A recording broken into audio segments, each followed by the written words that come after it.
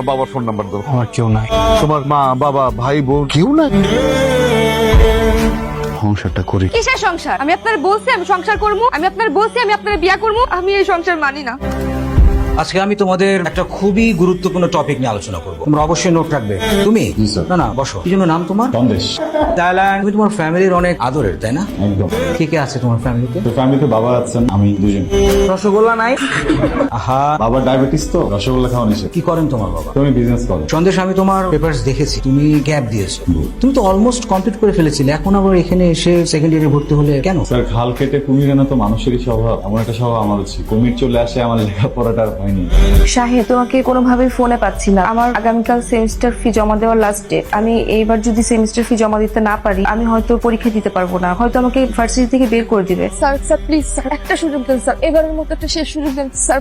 Sir please একটা সুযোগ দেন। আমার বাবা খুব অসুস্থ স্যার, বাড়ি থেকে এখনো টাকা পাঠায়নি, বাবার ট্রিটমেন্টে প্রচুর টাকা লাগছে স্যার। স্যার একটু বুঝেন স্যার। বিষয়টা সেমিস্টার ফি নয় রোহি, তুমি যদি আরো লেট করো সেমিস্টার ফি দিতে তাতে কোনো সমস্যা ছিল না। ব্যাপারটা হলো তুমি একটা ফাঁকি বাজবে, ঠিক মতো লেখাপড়া করো না, ক্লাস ফাঁকি দিয়ে এদিক ওদিকে ঘুরে বেড়াও, তারপর আবার ওয়েবার নিয়ে বসে আছো। তোমার ওয়েবার আগামী সেমিস্টার থেকে cancel. Sir sir please sir, sir sir এবারের মতো একটা শেষ সুযোগ দেন স্যার প্লিজ। কতগুলো রিটেক আছে তোমার মাথায় আছে?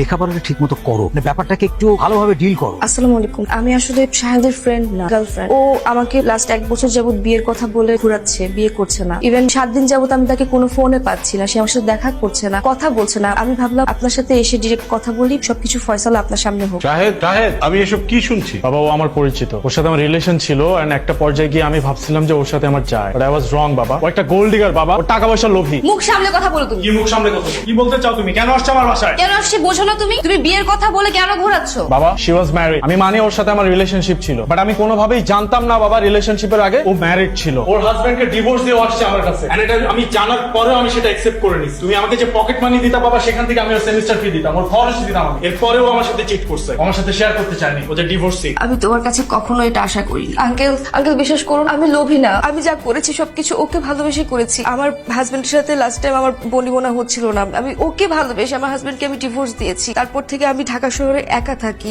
ছোট একটা জব করি, ওই টাকা দিয়ে আমি নিজের সব খরচ চালাই। আর ও আবার সেমিস্টার ফি দিয়েছে, হ্যাঁ আমি স্বীকার করি, কিন্তু ওর কাছে আমি টাকার জন্য কখনো আসিনি। ওকে আমি ভালোবাসি আঙ্কেল। ও আমাকে প্রতিশ্রুতি দিয়েছিল ও আমাকে বিয়ে করবে, যার জন্য হচ্ছে আমি আমার সাথে লাস্টে যোগাযোগ পর্যন্ত করছে না, আমাকে টোটালি অ্যাভয়েড করছে। আমি এটা নিতে পারছি না আঙ্কেল, আমার সাথে এটা অন্যায় হচ্ছে। আমি শুরু থেকেই বুঝতে পেরেছি যে তুমি একটা অসভ্য ফ্যামিলি থেকে এসছো, না হলে এখানে এসে এইসব কথা বলতে না। আমি এটাও বুঝেছি যে তুমি একটা আনএডুকেটেড ফ্যামিলি থেকে এসছো। সেকেন্ডলি, তোমার এত বড় সাহস হলো কি করে? তুমি বিয়ে করেছো, তারপরে আমার ছেলের সাথে সম্পর্ক করেছো। তুমি আমাদের ফ্যামিলি সম্পর্কে জানো আমরা কি বিলং করি? কোন অ্যাঙ্গেল থেকে তোমার সম্পর্ক, ভালোবাসা বা বিয়ে শাদী পর্যন্ত যাবে? আর তোমার ফ্যামিলি কোথায়? তোমার বাবা মা তো আমাকে এসে বলবে এই সম্পর্কের কথা। আমার তো মনে হয় তোমার বাবা মা আদৌ জানে না তুমি এরকম একটা জীবনে জড়িয়ে গেছো। আপনার কি মনে হয় উল্টা আমার একারই? হ্যাঁ, কারণ তোমার আগে বিয়ে হয়েছে, তুমি তোমার স্বামীকে ঠকিয়েছো, প্রতারণা করেছো, এখন আমার ছেলের সাথে প্রতারণা করছো। আমি চাই না তোমার দিক থেকে আমার ছেলের সাথে কোনো প্রকার যোগাযোগ থাকবে। নাও, তোমার টাকার দরকার ছিল না, সেমিস্টার ফি দরকার ছিল না, টাকা নাও, তোমার সেমিস্টার ফি নাও, এখান থেকে যাও, বেরিয়ে যাও আমার বাসা থেকে। আর কোনোদিন আমার বাসায় আসবে না, আমার সাথে যোগাযোগ পর্যন্ত করার চেষ্টা করবে না, যাও। সংসারটা করি। কিসের সংসার? আমি আপনার বলছি আমি সংসার করবো, আমি আপনার বলছি আমি আপনার বিয়া করবো, আমি এই সংসার মানি না। এই যে শোনেন, আমি সিদ্ধান্ত নিছি আমি ঢাকা গিয়ে পরীক্ষা দিব।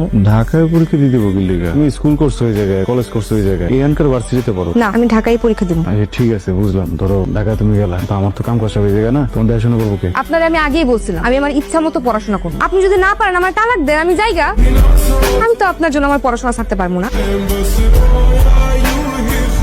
আমাদের যিনি ওনার বা আমাদের মালিক, আসলে আমরা যাকে নিয়োগ দিই উনি ওকে করার পর আসলে আমরা ওকে করি, বিকজ অফ একটু স্ট্রিক্ট। তো আমি স্যারের সাথে কথা বলি আপনাকে আমি জানাবো।